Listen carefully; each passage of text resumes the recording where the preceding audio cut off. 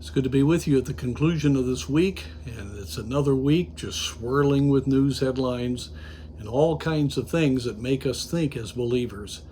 But we do need to be encouraged. What a joy it is to serve the Lord.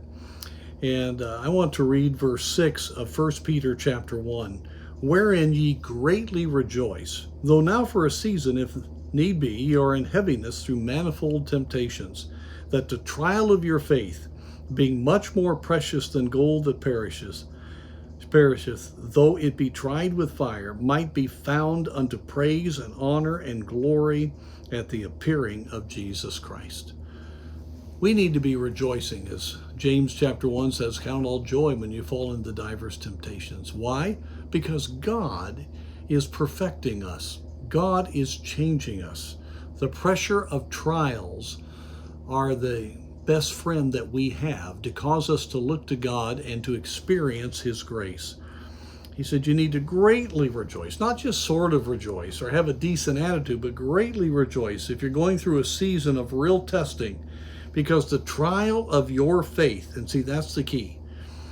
You learn during trials to believe God even when there's not sight. You see, that's patience. That's enduring faith. That's what that word means. And that's what produces spiritual maturity in our lives. And so the trial of our faith, which is going to be more precious than gold that perisheth. I mean, it's better than the great riches in this world.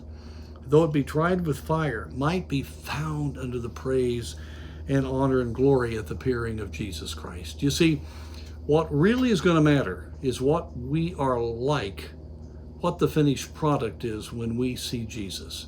Either when we stand before Him at the judgment seat after we have died, or we meet Him in the rapture, whatever. That time that ends our earthly existence, we will have come to a point of becoming more and more like Christ if we have yielded to Him.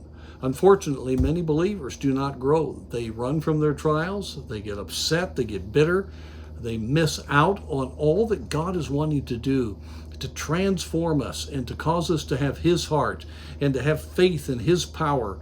It's just a glorious thing. This trial of our faith is the very essence of God's means to cause us to escape the domination of the flesh in our life and for us to depend upon the Spirit so that we can have a life that has eternal impact. And so we need to rejoice. So as we see these things that are disturbing, maybe economic downturns eventually, or political things that are really bothering us, or our rights being taken away, or maybe it's right down to some issues in your personal life. Let's just make it clear in our own spirit, we're going to rejoice, because we know that no matter what comes our way, God is going to use it. He's going to use it for great good. He's going to cause us to be a stronger man or woman of faith if we will trust Him. And that is going to allow us to be able to glorify the Lord in our life now and in eternity as we stand before Him. May God give us that kind of heart to be thrilled at the growth process and be thrilled at the privilege of bringing glory to our Savior.